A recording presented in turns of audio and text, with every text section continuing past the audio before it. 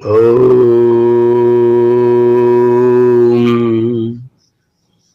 इमं मे वरुणश्रुधी हवम् अद्या च मृडय त्वामवस्युराचके।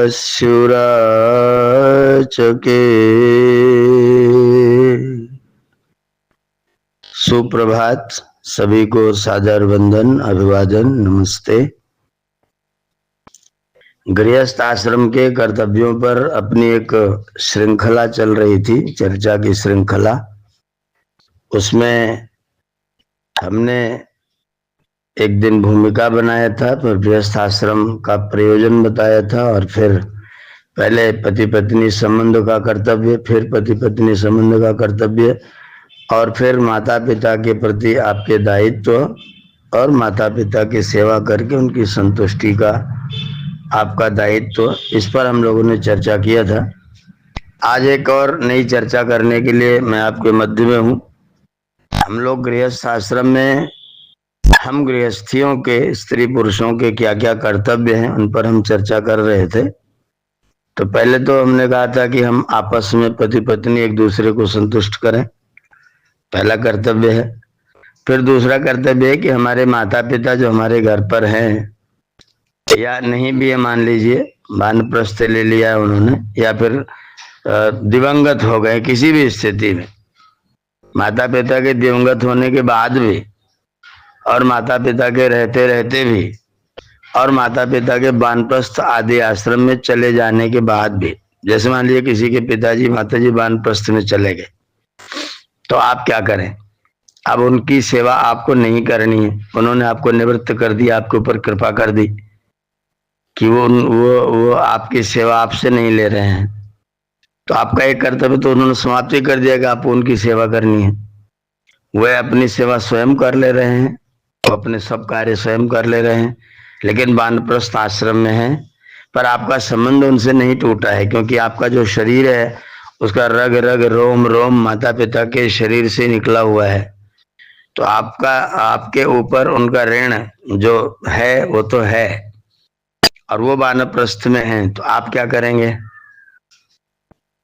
आप किसी दिन पति पत्नी दोनों जने उठेंगे, अगर बच्चे हैं तो बच्चों को भी ले लेंगे और वानप्रस्थ आश्रम में चले जाएंगे, जिस आश्रम में वो रहते हैं वहां चले जाएंगे। वहां जाकर के उनके पास में बैठेंगे, उनसे बातचीत करेंगे, उनके साथ में और अनेक वानप्रस्थ लोग वहां पर होंगे, जिस आश्रम में वो रह रहे होंगे और भी वानप्रस्थ लोग होंगे। आप उनसे भी परिचय प्राप्त करेंगे, उनसे भी कहेंगे कि हमको कुछ मार्गदर्शन करिए, हम भी अपने जीवन के लिए कुछ शिक्षा प्राप्त कर लें। वहां जाएंगे, उनके साथ थोड़ा समय व्यतीत करेंगे, दिन व्यतीत करेंगे, उनके साथ थोड़ा अपनत्व रखेंगे और उनका आदर सत्कार सम्मान करेंगे। और आपको परमात्मा ने थोड़ा समर्थ बनाया है तो कुछ थोड़ा फल वगैरह लेकर के जाएंगे। वे सब आपके पितर लोग हैं, उन सब पितरों को जाकर के सम्मानित कर देंगे, उनको सबको फल इत्यादि भोजन करा देंगे। कुछ और आप उदार है, अपने घर से कोई बढ़िया सा मीठा पदार्थ कुछ बना लिया और लेकर के वहां गए, जी मैं आपके लिए लाया हूं, आप इसको मेरी सेवा स्वीकार कर लीजिए। पिताजी वानप्रस्थ में है और आप वहां पहुंचे और आपने अपने पिताजी के साथ में और भी अनेक पिता लोगों को पितर बना करके उनको बढ़िया सा भोजन करा दिया। या नहीं, घर से कुछ बना के लेकर के वहां गए जहां आश्रम की व्यवस्था थी, वहां के भंडारे में पहुंचे और बोले जी आज हमारी ओर से सब लोगों को भोजन करा दीजिए। अपने हाथों से उन पितर लोगों को परोस करके भोजन कराइए, उनके यज्ञ में, उनके सत्संग में, उनकी सभाओं में भाग लीजिए, उनके साथ थोड़ा समय खर्च करिए, बिताइए। भले आपके जिस दिन आपका अवकाश होता उस दिन रविवार लिया और उठाया गाड़ी और चले गए वानप्रस्थ आश्रम में पिताजी के पास, आज पूरा दिन हम लोग वहीं रहेंगे। जैसे हम पिकनिक करने के लिए जाते हैं, समुद्र के किनारे घूमने जाते हैं, उससे बहुत बहुत दिव्य स्थिति होगी। आप किसी वानप्रस्थ आश्रम में जाएं, आप किसी आश्रम में जाएं और वहां जाकर के अपने पितर लोगों से मिले, उनसे भेंट करें, उनसे बातचीत करें, उनका सम्मान सत्कार करें, उनका आदर करें, वहां भोजन करा दें। सामर्थ्य हो तो, ऐसा नहीं कि आप भोजन कराएं ही, सामर्थ्य नहीं तो आप कुछ फल लेकर के चले गए, वो भी सामर्थ्य नहीं है। कुछ भी सामर्थ्य नहीं है, तो आप कम से कम उनके पास चले गए, आपका उनके पास जाना ही उनको धन्य करने के लायक होगा। वो बड़े प्रसन्न हो जाएंगे, वो खुश होंगे कि आज मेरे बेटे बहू मेरे पास आए हैं, मुझे इनका प्रेम प्राप्त हो रहा है और आप भी उनका आशीर्वाद प्राप्त कर रहे हैं। माता पिता भाव के भूखे होते हैं, भाव के भूखे प्यासे होते हैं, कोई भोजन के भूखे नहीं। भोजन तो जा रहेंगे अपनी व्यवस्था में करते कराते ही, तो भोजन की ज्यादा चिंता नहीं करनी, लेकिन भाव की चिंता तो आपको अवश्य करनी पड़ेगी। माता पिता वानप्रस्थ में है, वहां चले जाएंगे। अपने घर में कहीं कोई कार्यक्रम किया, कोई बच्चे का नामकरण किया, कोई बच्चे का जन्मदिन मनाया, कोई और कोई कार्यक्रम किया, ऐसे ही कुछ नहीं किया तो ऐसे ही, आजकल तो बढ़िया है, फोन कर दिया, पिताजी लोगों को बुला लिया, आज आप हमारे घर पर आइए। आयंतु न पितरः सौम्यासः बर्हिषेषु निधिषु प्रियेषु। हमारे पितर लोग हमारे घरों में आए, हमको संदेश दें, हमको उपदेश दें, हमारी बात सुने, हमारी समस्याएं सुने और उन समस्याओं का वैदिक समाधान हमको बताएं। तो उनको अपने घर पर बुला करके उनका आदर सत्कार किया जाए, या स्वयं वहां आश्रम में जाकर के उनका आदर सत्कार किया जाए। उनकी रोज सेवा करने की जरूरत नहीं, वो आपके घर पर रहे तो कई बार मानवीय स्वभाव है कि जो चीजें ज्यादा परिचित हो जाती हैं वो चीजें आपको वितृष्णा का कारण बन जाती हैं।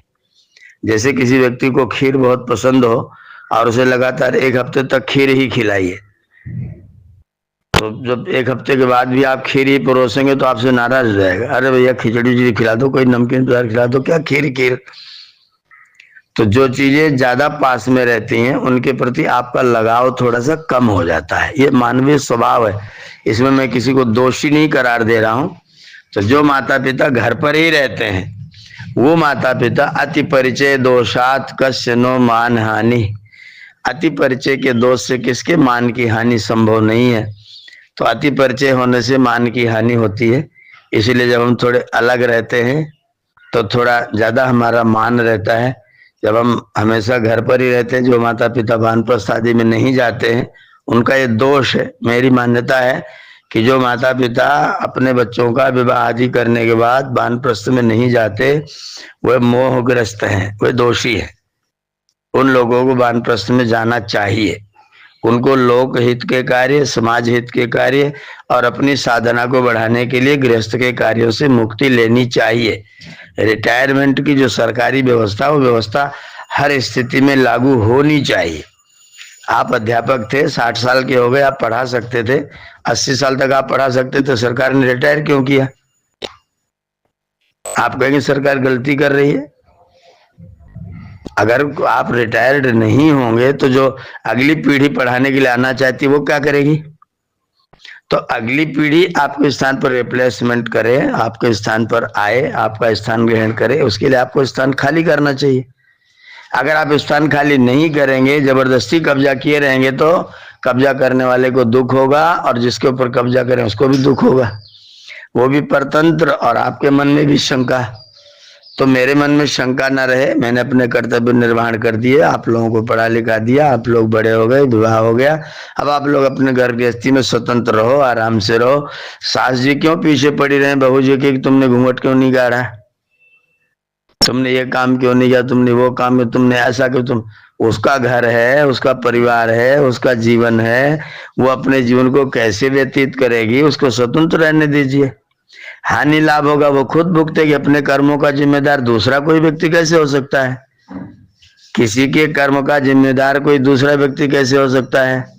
हर व्यक्ति अपने अपने कर्म का जिम्मेदार है। अगर आपकी बहू घूंघट नहीं करती, पर्दा नहीं करती, किसी से बोलती चालती है, किसी से बात करती है, तो आपको क्यों नुकसान होगा? नुकसान तो उसके चरित्र को होगा। आप कहते नहीं मेरा नाम खराब होता, तो आप वहां हैं क्यों नाम खराब करने के लिए? आप वहां उस बदनाम को सुनने के लिए, जानने के लिए आप वहां हैं क्यों? इसलिए जो वैदिक व्यवस्था है वो ये है कि आप एक समय के आने के बाद में रिटायरमेंट लीजिए, आप अपने घर के कार्यों को तरजीह बंद करिए, आप अपने घर के कार्यों को छोड़िए, आप अर्थ और काम के चक्कर में मत पड़िए, आप धर्म और मोक्ष के चक्कर में आइए। आधा जीवन अर्थ और काम में और आधा जीवन धर्म और मोक्ष में।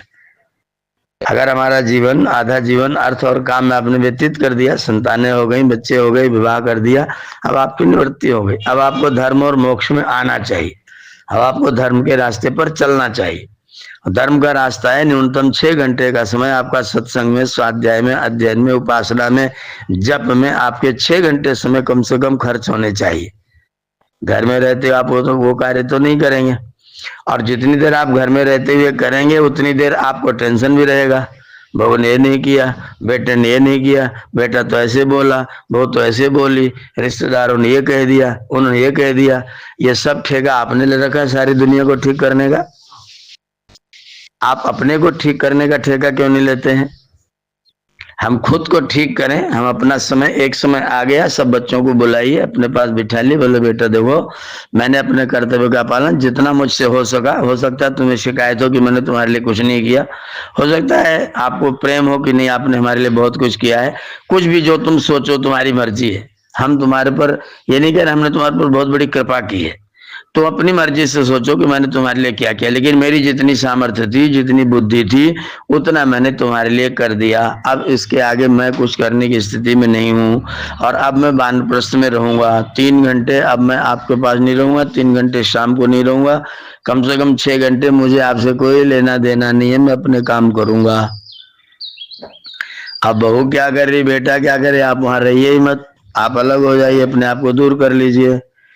किसी ने क्या किया, कैसा किया, उसका व्यवहार है वो भुगतेगा। रिश्तेदारी नहीं निभाएगा वो भुगतेगा। आपकी रिश्तेदारी आपने निभा ली, आपने अपना कर्तव्य पूरा कर दिया, धन्यवाद। आगे आपको फंसने फंसाने की कोई जरूरत नहीं है। तो बहुत अच्छा है कि गृहस्थ के बाद में आप तो वानप्रस्थ में जाएं, और वानप्रस्थ में जब पिताजी लोग चले जाएं तो हम जो माता पिता गृहस्थ वाले हैं उनके कर्तव्य की चर्चा हम लोग कर रहे थे। तो गृहस्थ के ही कर्तव्य में है कि आप एक समय आने के बाद रिटायरमेंट लीजिए। अगर आप नहीं लेंगे तो आप अपने दुख की चादर अपने ऊपर खुद ही ओढ़ रहे हैं। आपकी चादर अपने ऊपर, जो दुख वाली चादर है उसको आप खुद ओढ़ रहे हैं, क्योंकि संसार का नियम है, संसार का नियम है कि जो जितना परिचित होता है वो उतना ज्यादा लगाव के कारण से तिरस्कार का, अश्रद्धा का, अप्रेम का, वितृष्णा का कारण भी बनता है। अगर आप अधिक निकटता अनुभव करेंगे तो उस निकटता के परिणाम में आपको दूरी भी भुगतनी पड़ेगी। इसलिए वो दूरी न भुगतनी पड़े, धीरे से अपने आप को कार्य से च्युत कर दीजिए, अपने आप को धीरे से अलग कर लीजिए। अलग बिना किए अलग हो जाइए, केवल तन से अलग हो जाइए। मन आपका रहेगा ठीक है, लेकिन तन रहेगा तो फिर आप जो देखेंगे आपको खराब लगेगा, फिर आप युद्ध करेंगे। तूने ऐसा कर दिया, तूने वैसा कर दिया, तेरी माँ ने नहीं सिखाया, मेरी माँ ने जो सिखाया मैंने सीख लिया, बात खत्म हो गई। अब मैं अपने तरीके से कर रहा हूँ, कर रही हूँ, अब आप मेरी चिंता मत करिए। एक दिन वो बोल देगा तो फिर आपकी चिंता का क्या होगा? फिर आप बैठे बैठे चिंता भी करेंगे तो कुड़ते रहेंगे। इसलिए गृहस्थ आश्रम के बाद में लोग वानप्रस्थ में जाएं, और जब वो वानप्रस्थ में चले जाएं तो जो गृहस्थी लोग हैं वानप्रस्थ में गए हुए माता पिता के प्रति उनका आदर सत्कार करने के लिए कभी उनके आश्रम में चले जाएं, कभी उनको अपने आश्रम में बुला ले, आ जाइए आप हमारे गृहस्थ आश्रम में, आज हमारे बच्चे का जन्मदिन है, आपका आशीर्वाद हो जाए। और अपने साथ और भी 2-4 साधु संतों को लेते आइए। जिस घर में साधु संत महात्मा अतिथि पधारते हैं वो घर का सौभाग्य उदय हो जाता है। जिस घर में पूजनीय लोग, साधु संत महात्मा लोग आते हैं उस घर का सौभाग्य उदय होता है। वो घर श्रेष्ठ होता है, वो घर उत्तम होता है। मैंने पहले कहा था न विप्रपादोदक कर्दमानी, विद्वानों के पैर धुलने से जिसके घर में कीचड़ नहीं होता वो शमशान होता है। तो वानप्रस्थी अपने माता पिता को, वानप्रस्थी अन्यों को भी, सबको घर बुला लीजिए। अपने बेटों को बुलाओ, चलो बेटा दोनों हाथों से दोनों पैरों को, दाहिने से दाहिने को, बाएं से बाएं को पैर छूजिए। सब अपने, ये सब पितर लोग हैं, सब दादाजी लोग हैं, सब दादाजी लोगों को प्रणाम करिए। आपका बेटा झुक झुक करके दादाजी लोगों को प्रणाम करेगा और दादाजी लोगों का आशीर्वाद प्राप्त करेगा, तो उसके मन में भी कुछ न कुछ संस्कृति की बात आएगी, कल्चर की बात आएगी, वो भी कुछ सीखेगा, वो भी कुछ जानेगा। कोई प्रश्न जिज्ञासा होगी तो दादाजी लोगों से पूछेगा, दादाजी लोग उसको बताएंगे। अगर कोई गलती कर रहा होगा दादाजी लोग उसको टोको, बेटा ऐसा नहीं करते हैं। तो आपके बच्चे को शऊर सिखाने के लिए दादाजी लोग आपके घर में आएंगे। आयन तो ना पितर सौम्य, ऐसा हमारे सौम्य पितर लोग हमारे घरों में आए, वो हमें उपदेश करें, हमारे साथ बैठे, हमें आशीर्वाद दे, हमारा मार्गदर्शन करें, तो उनको अपने घर में बुला लीजिए। और नहीं तो आप उनके घर में चले जाइए बच्चों को लेकर के, वहां पूरे आश्रम में जाके सब लोगों के साथ रहिए दिन भर। वहां सब भोजन आदि की व्यवस्थाएं होती हैं, आप वहां जाएंगे, प्रेम से बना बनाया भोजन करिए, सब लोगों से मिलिए, बैठिए, बातचीत करिए, शाम को प्रसन्नता पूर्वक अपने घर आ जाइए। तो ये कर्तव्य वानप्रस्थ में गए हुए पितरों के प्रति है। और माता पिता हैं जीवित और आपके पास ही रह रहे हैं तो फिर उनका सेवा सत्कार करना आपका कर्तव्य ही। वो मैं इसके ऊपर चर्चा कर चुका हूं। तीसरी स्थिति है कि माता पिता आपके नहीं है, आपके माता पिता का स्वर्गमन हो गया, देहावसान हो गया है, अब आप मातृ पितृ छाया से विहीन है, तो हमें उनके प्रति क्या करना चाहिए? तो अगर वो आपके साथ कुछ समय रहे हैं तो उन्होंने कुछ न कुछ आपको सहूर जरूर बताया होगा, कोई शिक्षा जरूर दी होगी, या न शिक्षा दी हो न बताया हो तो वो जैसे रहते होंगे उनके जीवन में कोई गुण होगा, कोई बातें इस तरह की होंगी जिनसे आपको कुछ सीख मिल सकती है। विभिन्न परिस्थितियों में उनके द्वारा किए गए निर्णयों को याद करिए, किस परिस्थिति में वो कैसा निर्णय करते थे। अगर उनके निर्णय से सबको सुख पहुंचता था तो उस निर्णय को हम अपने जीवन में अपनाएंगे। रिश्तेदारों के साथ में मनमुटाव हो गया, विवाद हो गया, आपके पिताजी भी नाराज हो गए, रिश्तेदार भी नाराज हो गए, नाराज होकर के वो अपने घर चले गए, अपने घर आ गए, थोड़ा समय व्यतीत हुआ, आपके घर में कोई विशेष कार्यक्रम हुआ, अब पिताजी तो नाराज थे, बात चलने लगी, क्या करें, उनको निमंत्रित करें कि न करें। पिताजी ने कह दिया, बीती ताही बिसार दे, आगे की सुध ले, जो हुआ सो हुआ, हम तो अपने कर्तव्य का पालन करेंगे, चलो निमंत्रित कर लेते हैं, अगर उनकी नाराजगी होगी तो नहीं आएंगे, आएंगे तो अच्छी बात है, स्वागत है। आपने आपके पिताजी ने अपने आप को बो डाउन करते हुए, थोड़ा सा सरेंडर करते हुए, अपने आप को नीचे करते हुए और उन्होंने उनको निमंत्रण भेज दिया। निमंत्रण भेज दिया तो उन्होंने भी बड़प्पन किया, आपका निमंत्रण आया तो वो भी आ गए और वो बीती वाली बात खत्म हो गई। अभी आपके जीवन के लिए एक शिक्षा हो गई कि जो बातें इस तरह की परिवार में, घर में, रिश्तेदारी में कभी हो जाए, उनको गांठ बांध करके नहीं रखना चाहिए, क्योंकि वो बंधी हुई गांठ जो है वो बाद में आपको कैंसर पैदा करती। घर में, शरीर में अगर कोई गांठ हो जाए तो शरीर में बाद में कैंसर हो जाता है। तो अगर आपने मन में कोई गांठ बांध रखी, उसको फंसा करके रखे हुए हैं, तो आप भी कैंसर के निकट ही जा रहे हैं। तो उन बातों को भूलने का प्रयास करें। तो पिताजी का यही गुण ध्यान में रख करके, भाई हम कोई, मान लीजिए कोई बातचीत कभी हो भी जाती, कड़वी बातचीत भी हो जाती है, तो हम झुक करके खुद सरेंडर होकर के प्रणाम करके और उनसे क्षमा मांग लेंगे, अपनी गलती को स्वीकार कर लेंगे और गलती को स्वीकार करके हम अपने बड़प्पन को प्रस्तुत करेंगे। तो पिताजी की ये शिक्षा हो गई। पिताजी किन परिस्थितियों में कैसा व्यवहार करते थे और उस व्यवहार से लोग सुखी होते थे कि नहीं होते थे। अगर उस व्यवहार से लोगों को सुख होता था तो लिखा हुआ उपनिषद में, यानी अस्माकम सुचरितानि तानि तोयोपास्यानि नो इतराणि, हे मेरे पुत्रो, यानी अस्माकम सुचरितानि, जो मेरे सुंदर श्रेष्ठ उत्तम चरित्र हैं, उन चरित्रों को आप अपने जीवन का अंग बनाओ। नो इतराणि, अगर कोई ऐसा चरित्र हो जिससे किसी को दुख हुआ हो, उस चरित्र को तुम बिल्कुल मत अपमान, अब उसको मत अपनाना, उसी को अपनाओ जिससे दूसरों को सुख मिला हो। तो जिन कारणों से, जिन कार्यों से, जिन व्यवस्थाओं से आपको और आपके अन्य लोगों को सुख पहुंचा हो, पिताजी का ऐसा कोई कार्य उनके न रहने पर भी स्मरण हो, तो आप उस कार्य को अपने जीवन का अंग बनाइए। मेरे पिताजी ऐसा करते थे इसलिए मैं भी ऐसा करूंगा, मुझे ऐसा करना चाहिए। तो पिताजी के जीवन से वो शिक्षा लेकर के और उनके कार्यों को संपन्न करिए। कुछ ऐसे भी कार्य हो सकते हैं जिनको पिताजी ने शुरू किया हो, पूरा न कर पाए हो, पिताजी चाहते हो न हो पाया हो। जैसे हमारे एक परिचित मित्र हैं, उनके पिताजी जब भी मैं मिलता था मुझसे कहते थे कि मुझे एक पारायण यज्ञ करना है। जब करने का नंबर आया तो बोले कि बड़े बेटे का ये है, इस समय नहीं हो पाएगा, छोटे बेटे क्या है, फिर ये नहीं हो पाएगा।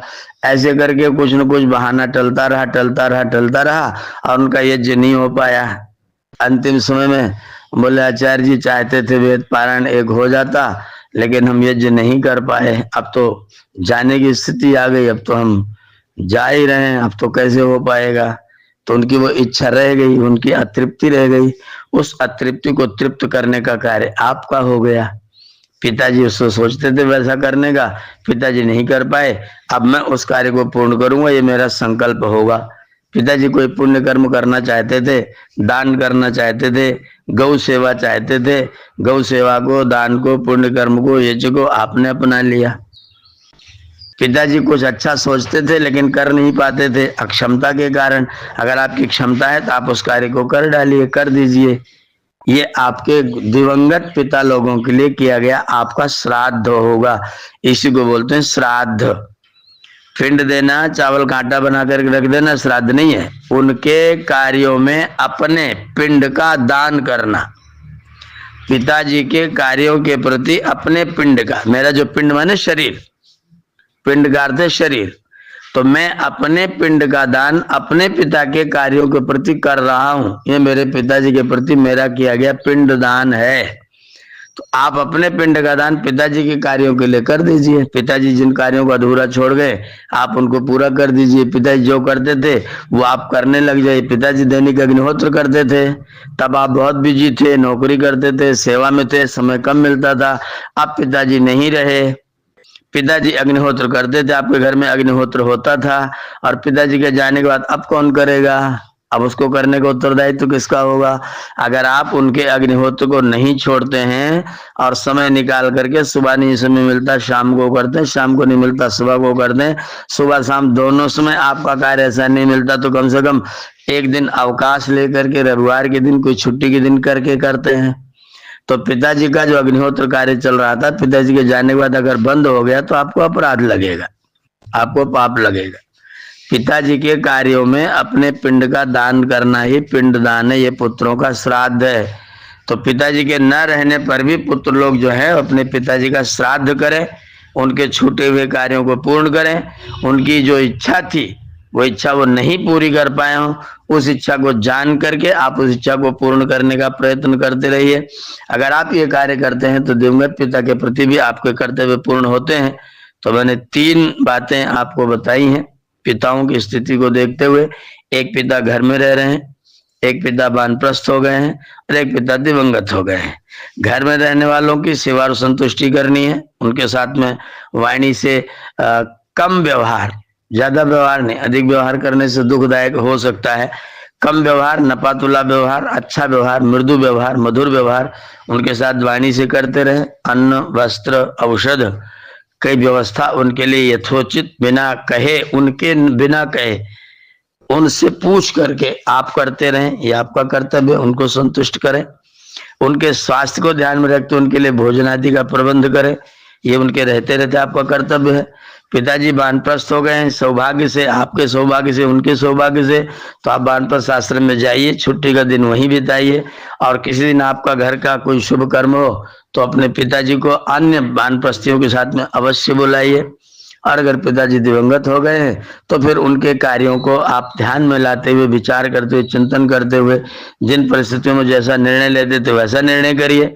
उन्होंने जो अपनी विरासत बनाई थी गांव में, जो अपना ओहदा तैयार किया था, अपना जो औरा तैयार किया था, उस औरे को ध्यान में रखते आप ऐसा कोई कार्य न करिए कि लोग कहेंगे पिताजी तो बहुत अच्छे थे, लड़का तो बहुत नालायक निकल गया। अगर पिताजी के जाने के बाद लोगों ने लड़के को नालायक घोषित किया, इसका मतलब कि पिताजी को आपने स्वर्ग प्रदान नहीं होने दिया, आपने अपने पिताजी का श्राद्ध कर्म नहीं किया। तो पिताजी का श्राद्ध कर्म करिए, माने पिताजी का नाम आपके, उनके न रहने पर भी आपके कामों से बदनाम न होने पाए, नेक नाम ही रहे, ये आपका नैतिक कर्तव्य है, ये गृहस्थियों का कर्तव्य है। आज ये तीसरा जो हमारी श्रृंखला का जो तीसरा प्रवचन है वो इसी विषय पर है कि हमारे माता पिता के प्रति क्या कर्तव्य है। तो माता पिता के 3 स्थितियों के अनुसार आप अपने कर्तव्यों का निश्चय करें, निर्णय करें। आज के लिए इतना ही। आप सबका बहुत बहुत धन्यवाद। ओम।